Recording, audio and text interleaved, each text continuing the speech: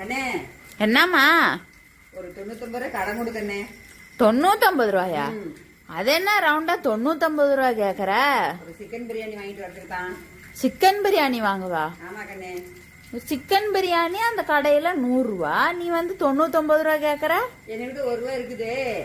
நீ 99 ரூபா கொடுத்தீங்கன்னா 100 ரூபா போட்டு ஒரு பிரியாணி வாங்கிட்டு வந்துருவோம் கண்ணே. அப்படியா?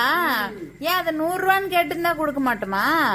பெரிய அமௌண்ட்லாம் யாருக்கிட்டையும் போய் கடை வாங்க கூடாது கண்ணே. என்கிட்ட 1 ரூபா இருக்குது இல்ல, அதுக்கு 99 ரூபா போட்டா போதாதா? ஓ அப்படியா? ஆமா ஆமா, அதுவும் சரிதான் சரிதான். வச்சிருக்கிறேன். ஏன் உங்ககிட்ட பெரிய அமௌண்டா வாங்கணும்? அதனாலதான் 99 ரூபா கொடுக்கண்ணே. சரி சரி சரி கண்ணா, உனக்கு ஜிபே பண்ணி விட்டுறேன். சரி கண்ணே. சரி. ஒருத்தர் ரூபாய வச்சுக்கிட்டு 99 ரூபா சின்ன அமௌண்ட்டாம்ல. நல்லா கிளம்பி வந்துருச்சு.